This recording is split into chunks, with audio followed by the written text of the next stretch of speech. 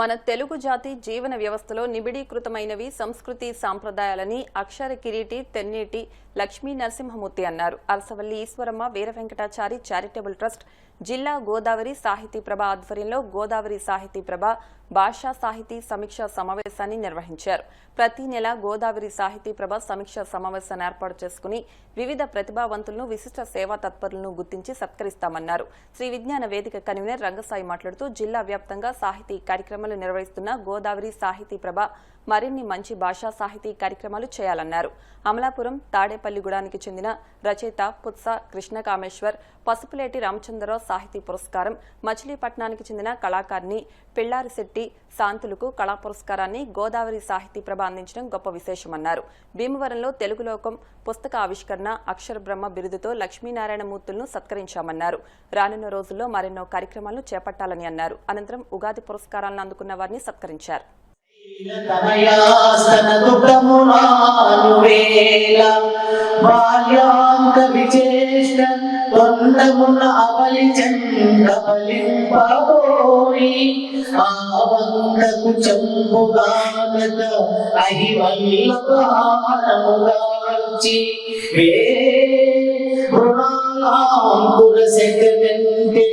గజాసుని కొల్తును అభీష్ట సిద్ధికి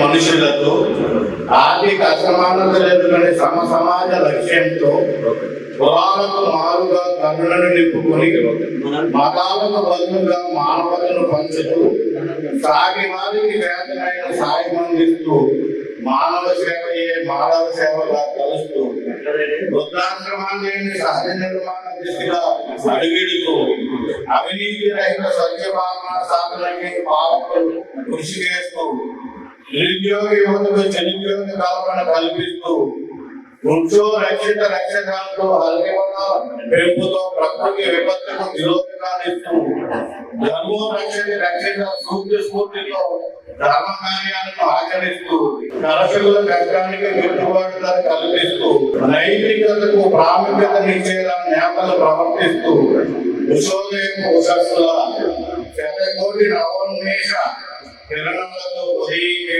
ఉదయ భానుడిలా అరుదించే నవవర్షం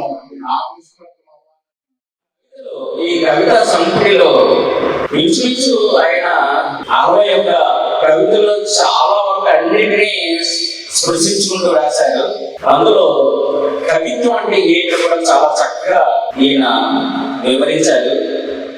అది కూడా నాకు చాలా బాగా నచ్చింది.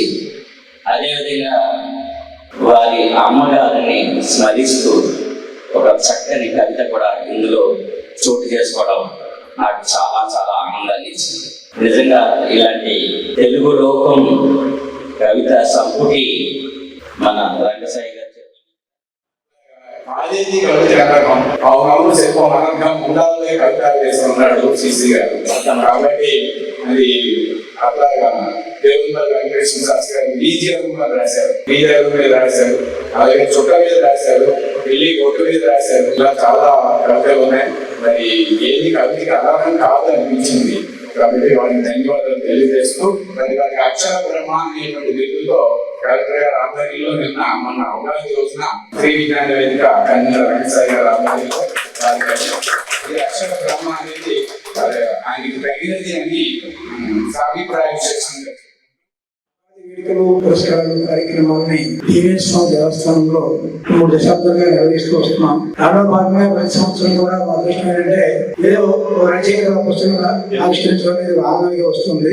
దానిలో అన్ని రంగాల వారిని జాతి కుల మత రహితంగా సత్కరిస్తూ ఉంటాం. అంటే ఉగాది ప్రోత్సాహంగా ఇస్తూ ఉంటాం. దానిలో భాగంగా తెన్నేటి మేస్టర్ మా ఇంటికి రావడం జరిగింది.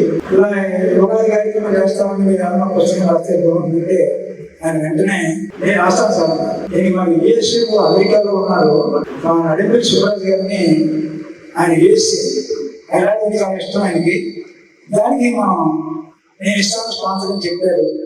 మరి ప్రత్యేకించి నడిపల్లి శివరాజు గారికి మరి తెన్నేటి మేస్టర్ అధికారిని తెలుగులో చెప్పడం జరిగింది. కరెక్ట్ చదవడం నాగరాణి గారు ఈ పుస్తకాన్ని ఆవిష్కరించడం జరిగింది. అక్కడ కూడా జరిగింది.